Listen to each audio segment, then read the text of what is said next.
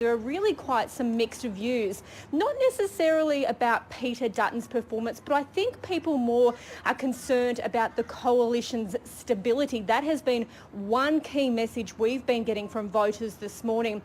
But on the other end of the spectrum, not a lot of people actually know who the Labor candidate is for this seat. Her name is Ailey France.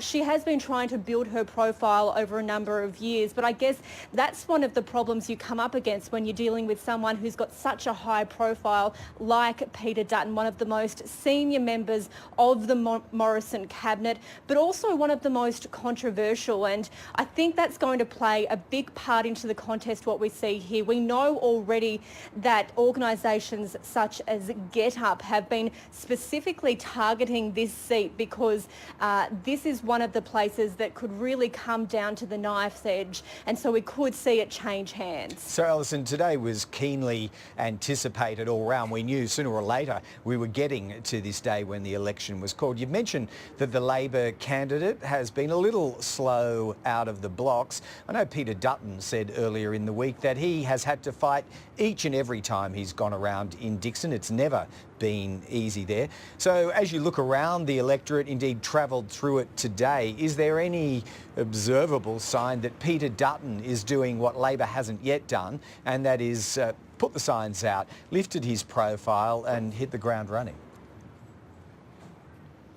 Well, I think Mr Dutton already has quite a pronounced profile given his national role as the Home Affairs Minister, and that could work for him or against him. In some respects, some of the voters that we've been speaking to here are quite unhappy with some of the controversial stances he's made on issues such as immigration and some of the decisions that have been made in his role as the Home Affairs Minister.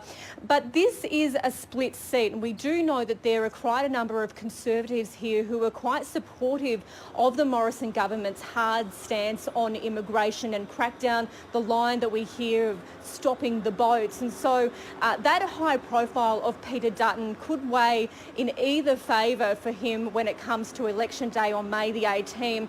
But we know that Ailey France, the Labor candidate, has launched a strong campaign on health. She actually has a disability and has been campaigning strongly on issues of health, so real parochial issues here in the Dickson heartland in the north of Brisbane.